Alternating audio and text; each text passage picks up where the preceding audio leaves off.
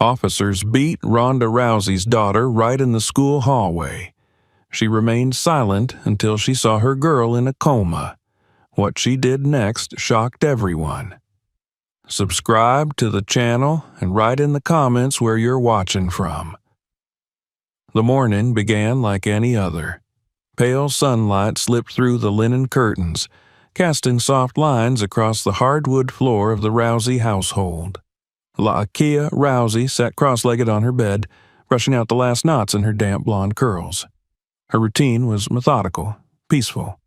She rose early, not because she had to, but because the quiet hours before school felt like armor, time to collect herself before the world began to chip away at her edges.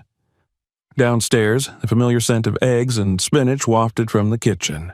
Ronda Rousey, in workout leggings and a hoodie with the sleeves shoved up to her elbows, stood over the stove, flipping an omelet with the same precision she once used to dispatch opponents in the octagon. La'Akea came down the stairs quietly, school bag slung over one shoulder, water bottle tucked under her arm. "Eat," Ronda said, not looking up from the pan. "I'm not that hungry." "You will be. You always are after the first class. You can't learn on an empty stomach, and you sure as hell can't defend yourself." La'Akea smiled faintly. There was comfort in the bluntness, in the way her mother's words came not wrapped in softness, but in strength. She knew what people saw when they looked at her mother. A fighter, a champion, a symbol of strength. But to La'Akea, Ronda was just mom. Tough, fierce, often impatient, but unshakably loyal. The drive to school was quiet. La'Akea stared out the window at the shifting skyline of Los Angeles, the palm trees swaying in the wind like they were having silent conversations. When they pulled up to the entrance of Briarwood Academy, a prestigious private school nestled in the hills, Ronda glanced over. "You know, you can always tell me if something's off." "I know." "You'd better," she said, then added more softly, "Have a good day, baby." La'Akea smiled again and stepped out into the sun. The school loomed ahead, all stone columns and ivy-covered walls, as if trying too hard to look like something from the East Coast. As she passed through the iron gates, she felt it again, that slight but unmistakable shift in atmosphere. Students greeting one another with rehearsed enthusiasm, teachers sipping lattes as they reviewed notes, and the watchful eyes of campus security perched in shaded corners of the courtyard. She tried not to pay attention to the way some of the girls narrowed their eyes at her, or how a group of boys lowered their voices when she walked by. It wasn't overt, not at first. The exclusion came in silences and glances, and being left out of group chats or partnered last in class projects. She looked white. But everyone knew her background. And her last name. At lunch, La'Akea sat alone under the sycamore tree near the back of the quad, her sketchbook balanced on her knees. She drew absently. Shapes, patterns, anything to keep her mind occupied. Occasionally, she glanced up at the table where Amelie Mathers, one of the popular girls, held court with her clique. Laughter erupted from them, but when Amelie caught La'Akea's eyes, the smile on her face twisted just slightly. Later in the day, during chemistry, La'Akea tried to focus on the lab assignment. Her partner, a quiet boy named Owen, did most of the mixing while she recorded results. Mr. Kelson, their teacher, moved methodically from table to table. Yet, every time La'Akea asked a question, he gave her short, clipped answers, as if she were a disruption. When Amelie asked the same question 5 minutes later, he responded with a grin and a helpful tip. By the time the final bell rang, La'Akea felt drained, not from work, but from the constant tension. She waited outside for the carpool van. The school didn't allow direct parent pickups at the front gate unless pre-scheduled. Instead, students were directed to designated areas monitored by campus security. That's when she noticed them. Two security officers, both white men in the standard-issue Navy uniforms. The older one, Sergeant Richard Cole, had a square jaw and gray hair buzzed close to his scalp. He wore dark glasses even though the sky had already dimmed. The younger one, Officer Brian Hart, leaned casually against the railing, arms crossed, his smile just a bit too amused as he watched the students. They had been present since her first week, always standing just close enough to be noticed, always observing. Laakea had thought it was standard at first, part of the school's safety protocol, but over time she noticed the difference. They followed her with their eyes. Once she turned a hallway corner to find them murmuring as she passed. Another time, Cole stopped her and asked what she was doing out of class, even though she had a hall pass visible in her hand. She said nothing and boarded the van. That evening, over dinner, Ronda asked her about her day. "Fine," Laakea said quickly. Too quickly. Ronda put down her fork. "What's going on?" "Nothing, Mom." "You're lying. Your voice goes up when you lie." "It's just school stuff. People aren't exactly friendly." Ronda watched her for a long moment but didn't press. "You don't have to impress anyone. You're not there for them." "I know," Laakea said, but she did want to belong, even if just a little. That night, Ronda stood in her home gym, hands wrapped, punching the heavy bag, jab, cross, hook, over and over again. She didn't like what she was seeing. Her daughter, strong, sweet, and brilliant, was shrinking, not physically, but emotionally. That was the kind of damage Ronda knew best. The slow erosion. The kind you don't notice until you're hollow inside.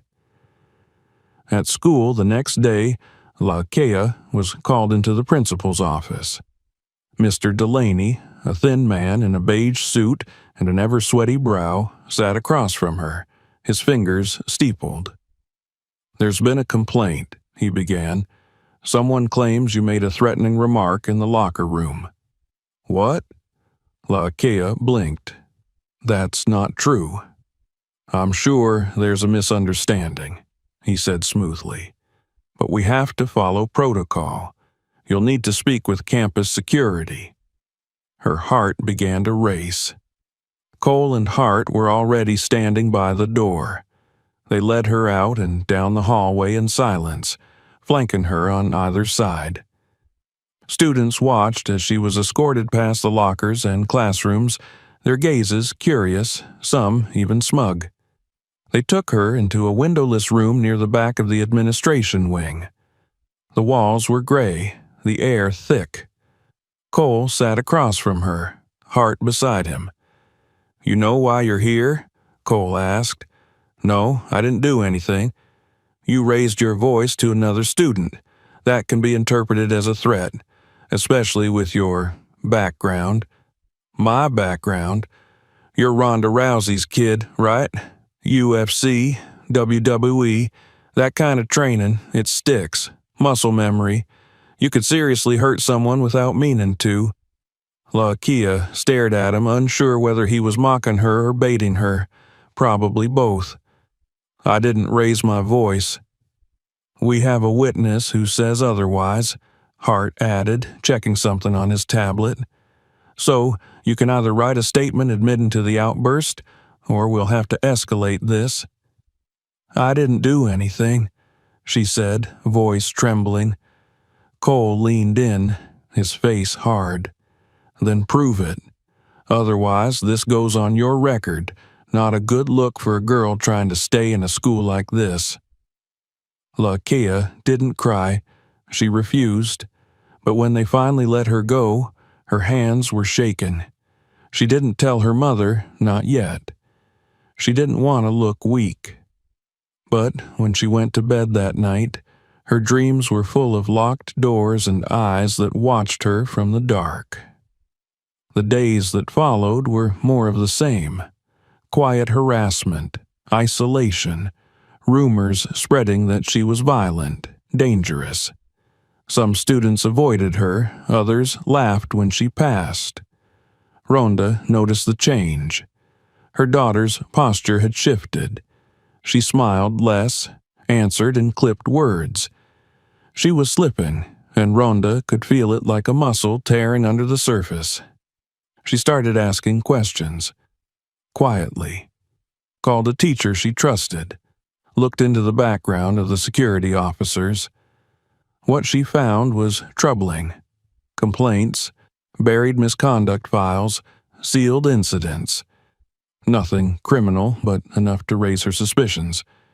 Then came the anonymous email from a faculty member. One sentence, "Your daughter is not safe at Briarwood."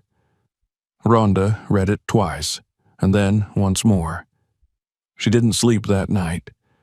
She sat at the kitchen table in the dark, the glow of the screen lighting her face as she dug deeper into school board policies, security protocols, and complaint procedures. She wasn't ready to strike. Not yet. But she would be. And when the moment came, no one would see it coming. Laakea, sleeping upstairs, didn't know that the next few days would change everything. That silence would no longer protect her. That watching would no longer be enough. The storm was coming. And it had her mother's name. The next morning unfolded with a strange quiet.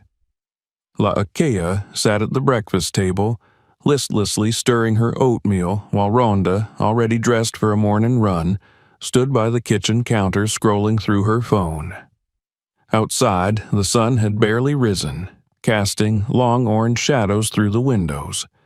The house felt unusually still, as if holding its breath.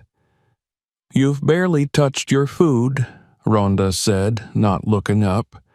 "I'm not hungry." "You said the same thing yesterday." Laakea shrugged, her shoulders tense. She avoided eye contact, her gaze fixed on a small crack in the side of her bowl. Ronda watched her for a moment longer. She could feel the tension radiating off her daughter like heat from pavement. Something was festering beneath the surface. She had seen it before in fighters right before they broke, right before fear turned into silence. "You want me to drive you today?" Laakea shook her head. "Van's fine." "All right, but text me when you get to school." "I always do." "I know, just humor me." When the van pulled up to Briarwood Academy, Laakea stepped out with her hoodie pulled low over her head. The whispers began before she even crossed the courtyard. This time they were not veiled or hushed. She caught fragments. Crazy, violent, freak, as she walked past a group of students huddled by the front entrance. Some glanced up, feigning surprise or curiosity. Others snickered outright. Amelie stood among them, arms crossed, eyes hard. It had spread. The incident in the office had birthed a rumor, a narrative where Laakea had snapped in the locker room and threatened someone. By the time she entered her first period class, the damage was done. Desks shifted slightly away from hers. Her name was spoken with caution, as if proximity to her could be dangerous. She sat down and opened her notebook, trying to breathe past the lump in her throat. At lunch, she found her usual spot under the sycamore tree, already occupied by two boys from the senior class. They didn't move when she approached, only looked at her with raised eyebrows and smirks that sent a chill down her spine. "This spot taken?" she asked softly. "It is now," one of them said. She didn't argue. She turned and walked away, ignoring the soft laugh that followed. In the cafeteria, she sat alone at a corner table. As she ate in silence, a campus security officer passed behind her. Hart, the younger one. He didn't say anything, but she could feel his presence like a weight on her shoulders. She didn't turn around, didn't react. That was what they wanted.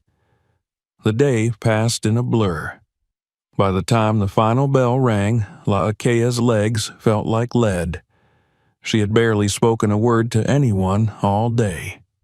In the hallway, as she reached for her locker, she noticed Amelie watching her from across the hall. Their eyes met for a moment. Then Amelie smirked, leaned toward her friend, and said something too low to hear. The girl laughed. La'Akea turned back to her locker, jaw clenched. The next morning, everything changed. She arrived at school early, hoping to avoid the rush of students. But as she walked down the hallway toward her first class, she saw the principal waiting for her. Mr. Delaney, always slightly sweaty and tight-lipped, stood with both Sergeant Cole and Officer Hart behind him. All three wore grim expressions. "La'Akea," he said, "please come with us." "What is this about?" she asked, her voice barely above a whisper. "We just need to clear something up," he said. "Routine procedure." They led her past her classroom, past the administrative offices, to a room at the back of the campus building. It was smaller than the previous one, windowless, with a single table and 2 chairs. The fluorescent lighting above flickered faintly. Cole gestured for her to sit. She obeyed. "There was another incident this morning," Cole began. La'Akea frowned. "What kind of incident?" "Someone reported illegal substances found in your locker." Her breath caught in her throat. "That's not possible."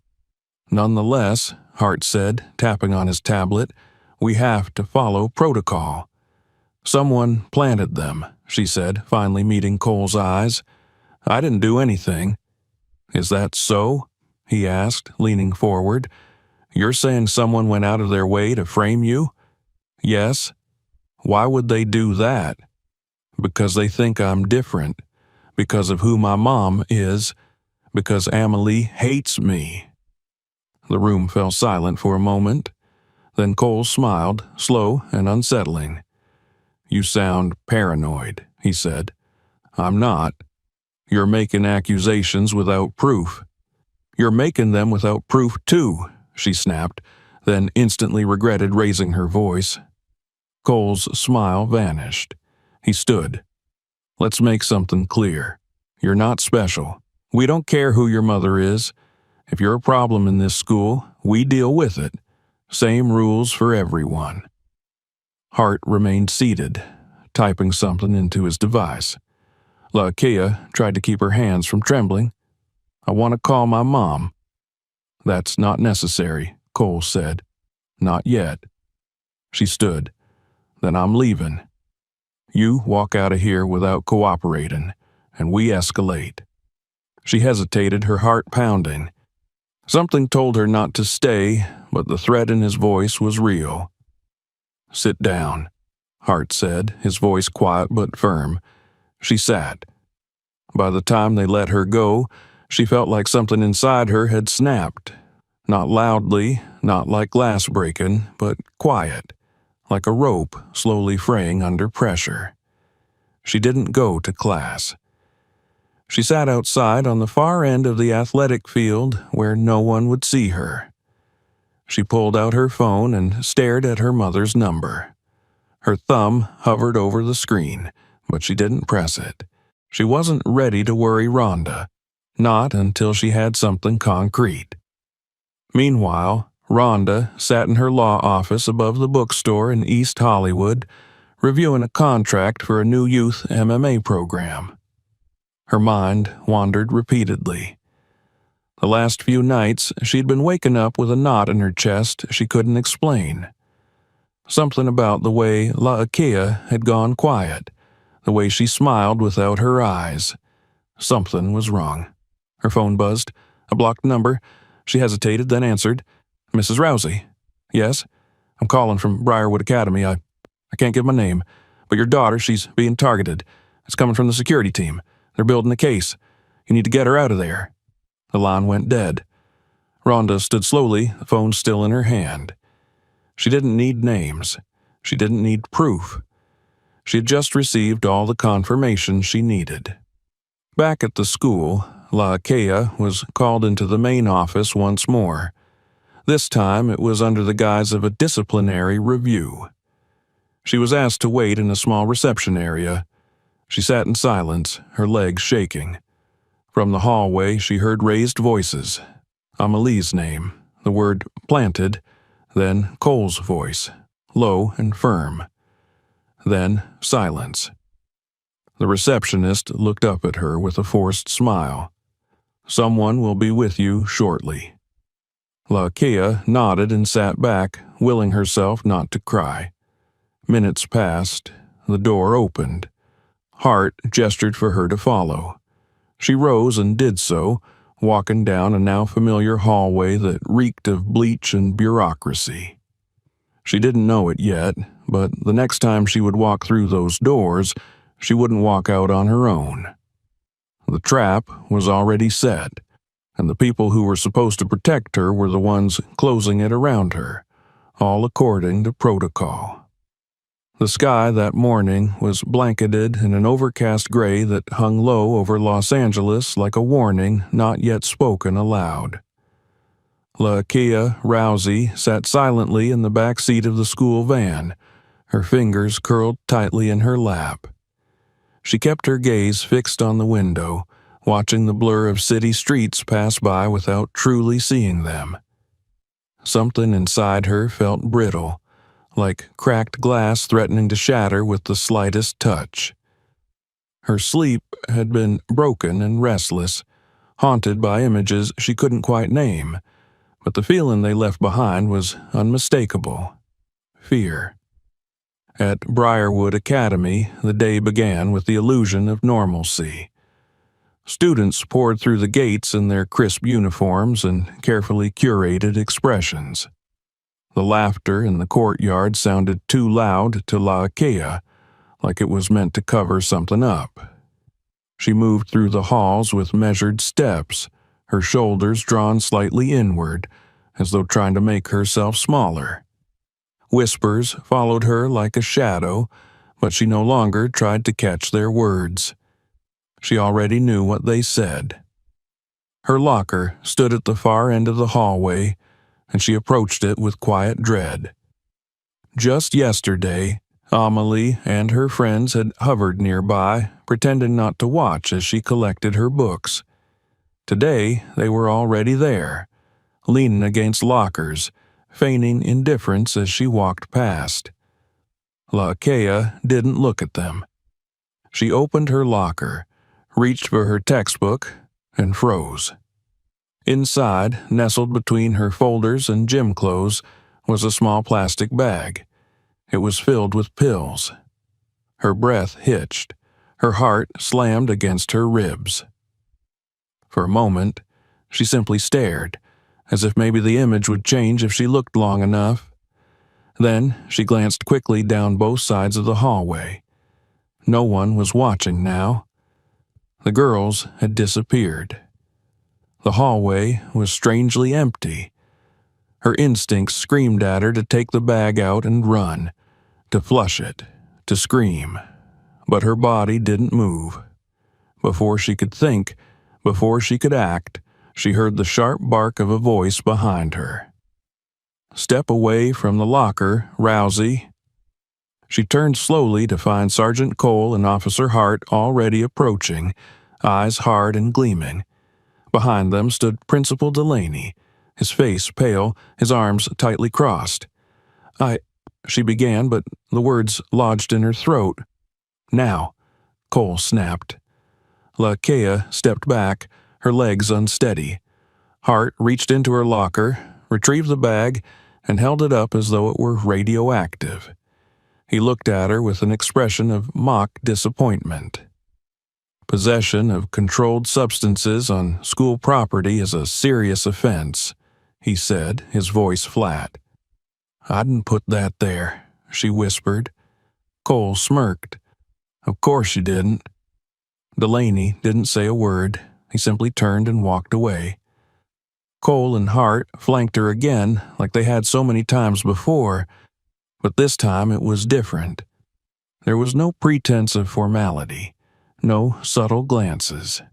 They didn't bother to hide what this was. Students began to gather, drawn by the commotion. Phones were pulled out.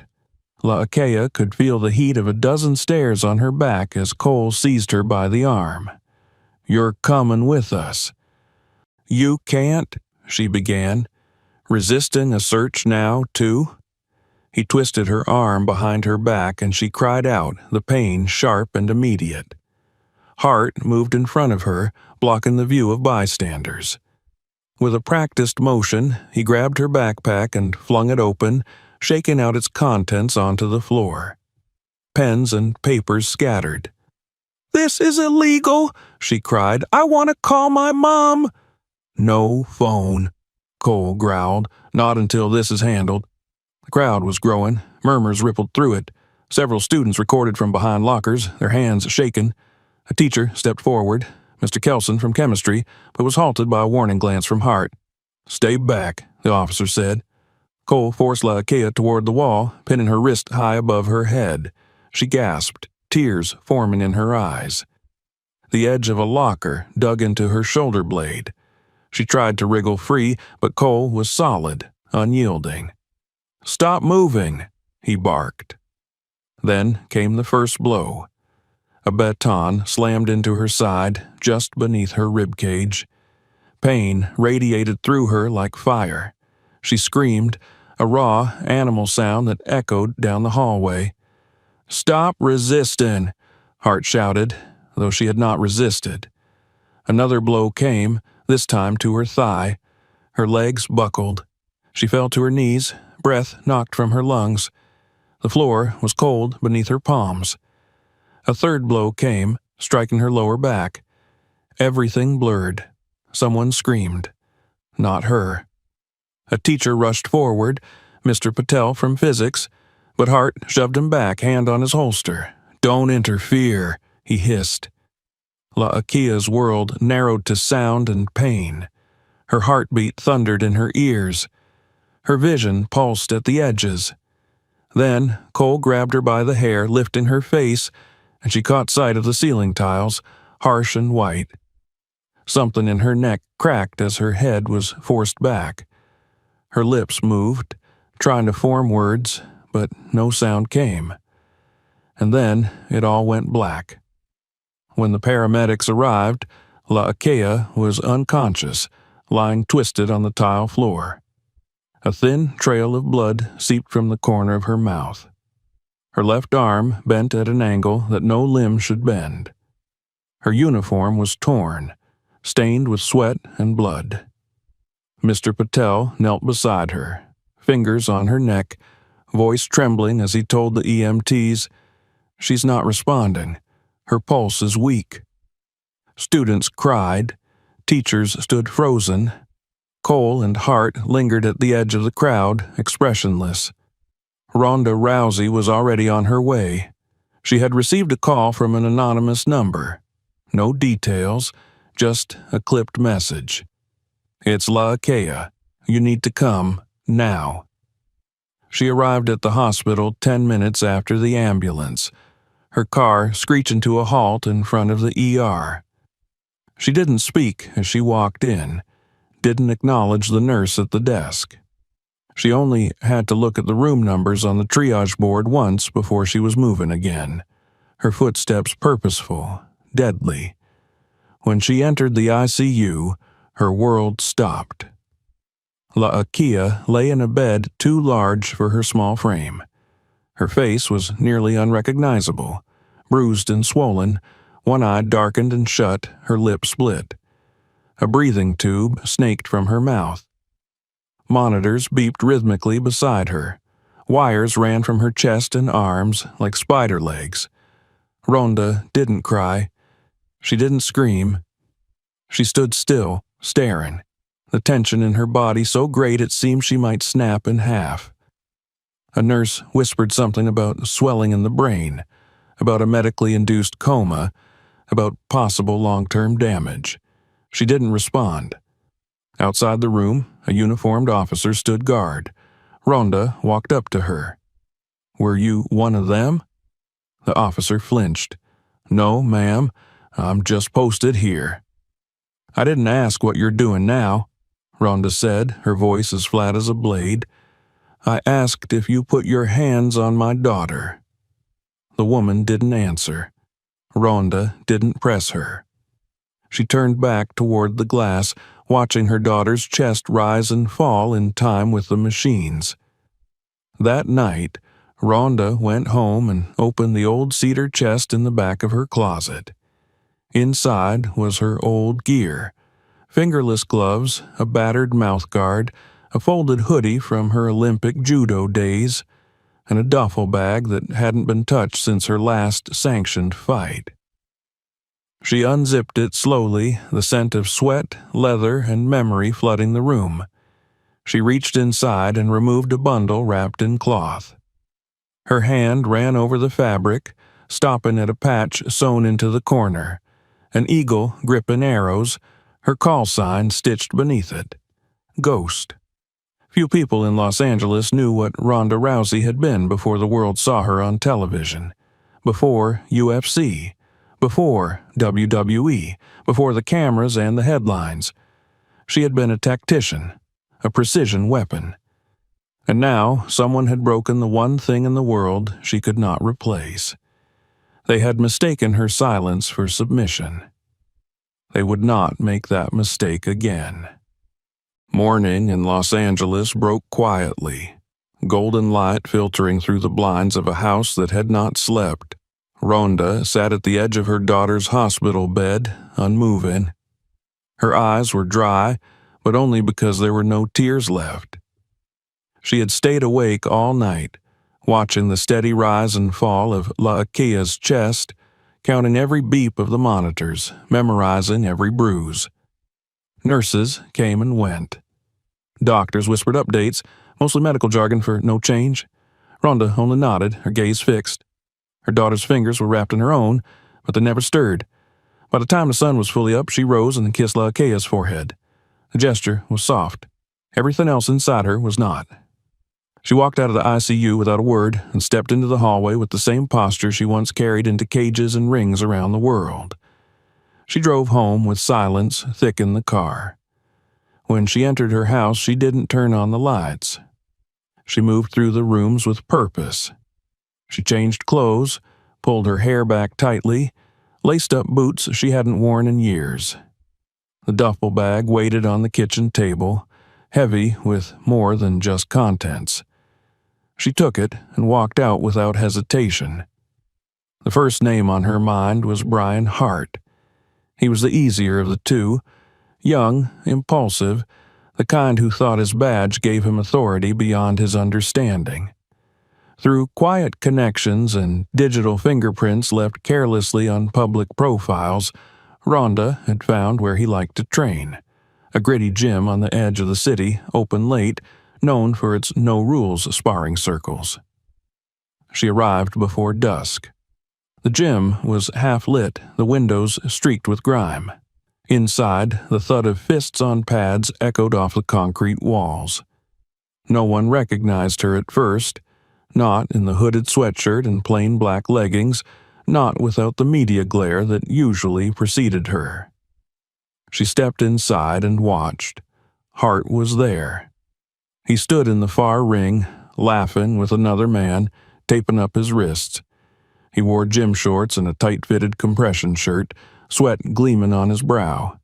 He looked like a man with no worries. Ronda watched for another moment, her jaw tight. Then she approached the front desk. "Can I get a few rounds?" she asked. The attendant looked her up and down, saw the focus in her eyes, and nodded. "Name?" "Ghost," she said. He blinked. Recognition flared behind his eyes, but he said nothing. 5 minutes later, Ronda stepped into the ring across from Brian Hart. He didn't recognize her at first. She had a mouthguard in. Her hoodie stayed on. The bell rang. The first exchange was simple. Jab, jab, feint. Hart smiled, relaxed. He threw a lazy hook. Ronda ducked and came up under his arm, slammed her elbow into his ribs. He stumbled. The smile vanished. "You want to play?" he muttered. She didn't answer. Her fist did. Her next combination was fast, practiced. Right cross, left uppercut, inside leg kick. Hart backpedaled. She pressed. He tried to clinch. She broke it, reversed him, and dropped him with a sweep. Gasps rose from the spectators. Hart rolled, face flushed with confusion and pain. "You bitch," he growled, climbing to his feet. She pulled off her hood. The color drained from his face. "You," he breathed. "Yeah," Ronda said. He lunged. She sidestepped, grabbed his wrist, twisted. His shoulder popped as he dropped again, writhing. She knelt beside him, pressing her knee into his back. No ref stopped her. "That girl you hurt," she said. "That was my daughter. Please." She leaned closer. "You don't get to beg. You should have thought about this before you hit a 13-year-old in the spine with a baton." She took his wrist again and snapped it, clean and clinical. He howled. The gym was silent. No one dared step in. She stood and looked at the stunned crowd. "Call an ambulance," she said coldly. "He'll need it." Then she walked out. She didn't go home. Next was Richard Cole. Cole was smarter, meaner, older. He wasn't the type to be found in a public space. But she knew his kind. Knew where they hid when they thought trouble might find them. Her contacts came through: an off-duty schedule, a vehicle plate, a watering hole on the edge of town where old cops drank away their guilt. It was nearly midnight when she found him. The parking lot behind the bar was dim, shadows stretching long between flickering bulbs. Cole stood alone, smoking, his hand in his jacket pocket. Ronda approached with deliberate steps. He looked up. His expression was smug until recognition set in. "You've got 5 seconds to turn around," he said. "You had 5 seconds to stop hitting my daughter," she replied. "You wasted them." He reached into his jacket. Ronda closed the distance with terrifying speed. She grabbed his wrist, slammed it against the brick wall. Something metal clattered to the ground. He swung at her with his free arm. She ducked, drove her knee into his ribs, then elbowed him in the throat. He staggered, gasping, his back against the dumpster. "You think I'm scared of you?" he rasped. "No," she said, "I think you're used to people being scared of you." She hit him in the gut, then the face. His head snapped back. Blood burst from his nose. He raised his arms, but she struck again. Short, brutal strikes honed over a lifetime of precision violence. He dropped to his knees, coughing. "You're a criminal," he croaked. She crouched beside him. "You're the one who put a child in a coma." He tried to spit at her. She grabbed the back of his neck and slammed his head against the concrete once. Not to kill, just enough to send a message. She stood, breathing evenly. Behind her, headlights flickered as a car pulled into the lot. Ronda turned, eyes steeled. A man stepped out. Tall, dark jacket, face partially hidden. "You're late," Ronda said. He was one of hers, an old contact from military days. He nodded toward Cole. "What do you want me to do with him?" "Nothing illegal, but make sure every department he ever worked in knows exactly what he did. And make sure he never works again." "Consider it done." She left without looking back. By dawn, both Hart and Cole were in the hospital. One with a broken wrist, the other with a shattered nose and fractured ribs. The official reports listed unidentified assailants. But in the corners of certain offices and under the breath of officers who knew better, a name was whispered. Ghost. At the hospital, La Kea remained unconscious, but stable. The swelling in her brain had not worsened. Nurses came in and out, checking vitals, speaking softly. The room was filled with flowers from strangers, letters from supporters, gifts from people who had read what happened online. Ronda sat beside her again, no longer helpless, no longer waiting. The footage from the incident had surfaced overnight, captured by a student who had secretly filmed from behind his locker. The clip was short but damning. It showed Cole dragging Laakea, heart striking her, her body going limp. The video went viral within hours. News vans camped outside the school. Social media exploded. The district released a statement, feeble and vague, but the damage was done. And Ronda had only just begun. She held her daughter's hand and leaned close. "I kept my promise," she whispered. "They know who you are now." Laakea didn't respond, but Ronda saw the slightest twitch in her fingers. She smiled, not because it was over, but because it wasn't. And now it was her turn to make the system bleed. Morning light streamed through the hospital window with soft, golden insistence, warming the sterile white walls and casting long shadows across the machines that lined Laakea's bed. Ronda had not slept. She hadn't intended to. She sat in the same chair she had occupied since before sunrise, her hands folded in her lap, her back straight, her eyes on her daughter's pale face. The silence of the room was broken only by the mechanical rhythms of the monitors, a sound that had become both comfort and torment. Each beep confirmed that her child still breathed, that her fight was not yet over.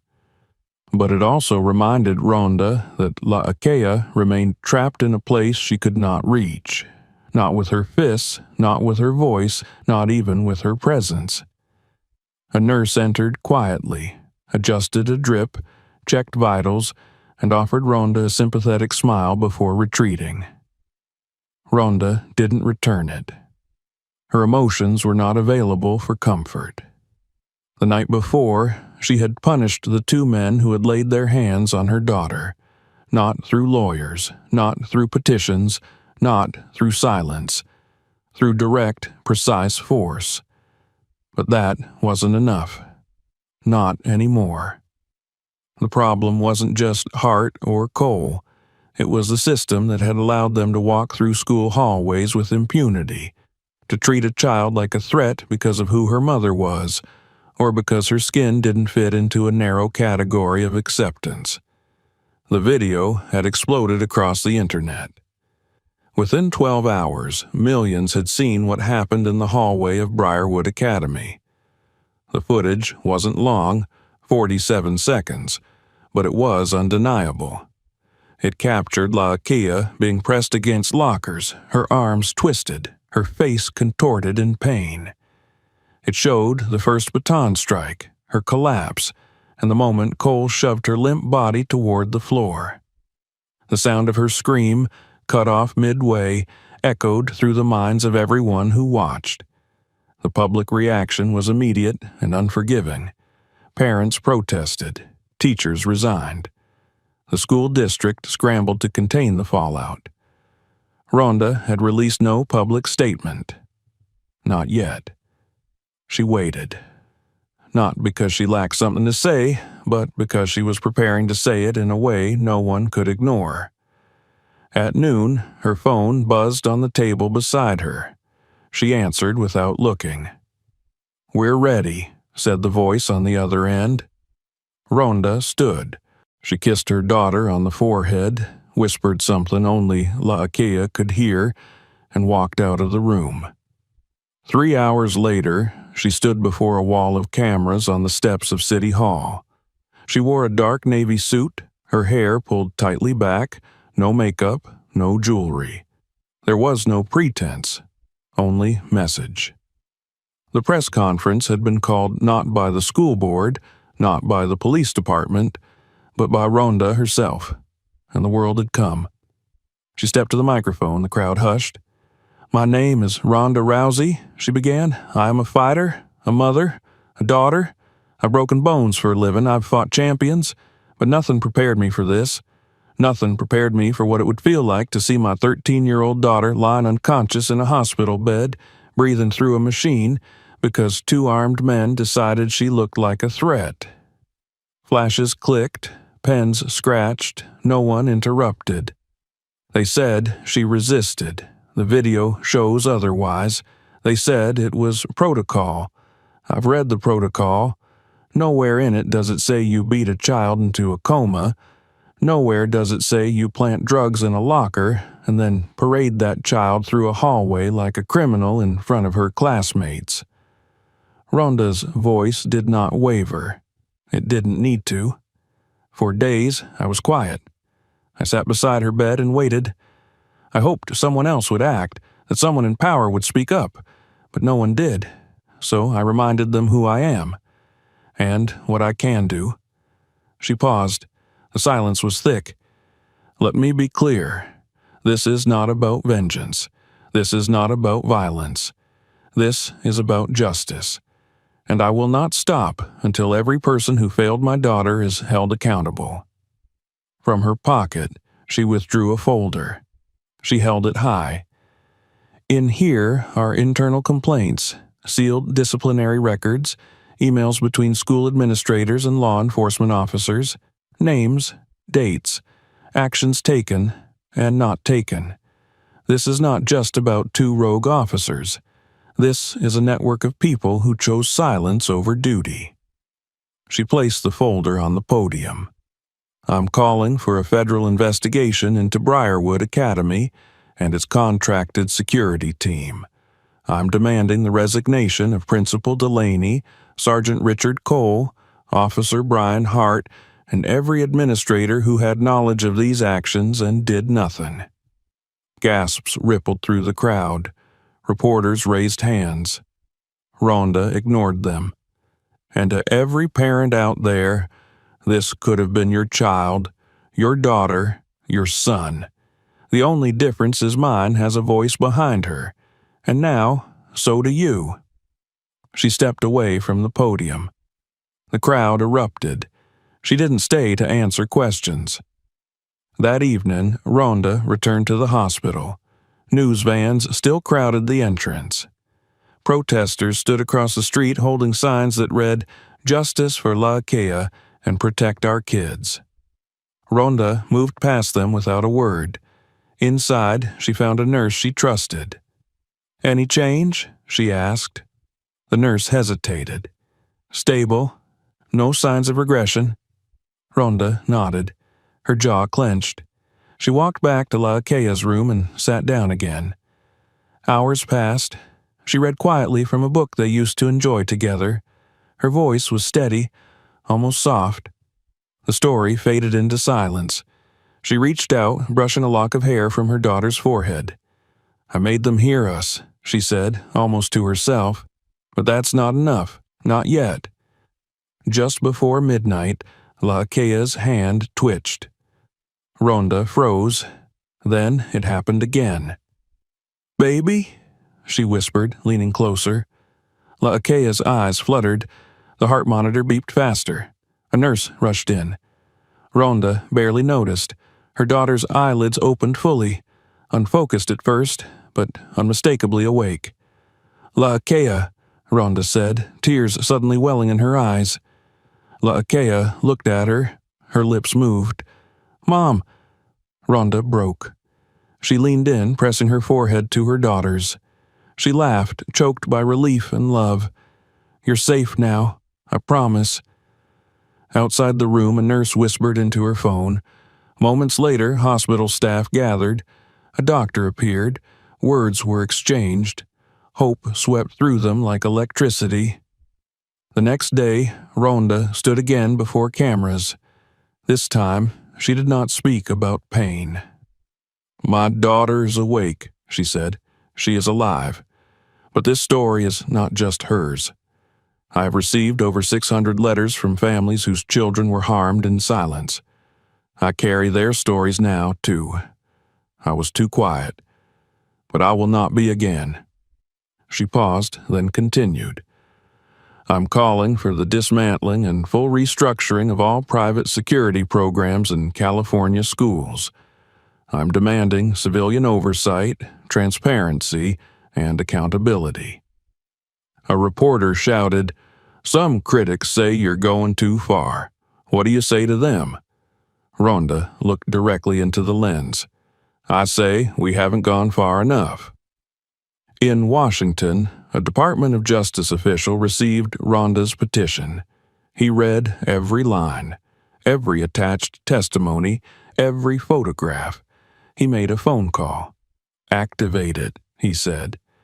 2 days later, Ronda received a letter. A single line inside, "You were right, we're coming." She held the paper in her hands, her breath steady. Then she turned towards the city beyond the window, bruised, wounded, but finally awake. She was no longer a mother standing alone, and her daughter was no longer silent. If this story moved you, don't forget to subscribe for more. Share this video with someone who needs to see it, and check out our other stories next. You won't want to miss what's coming.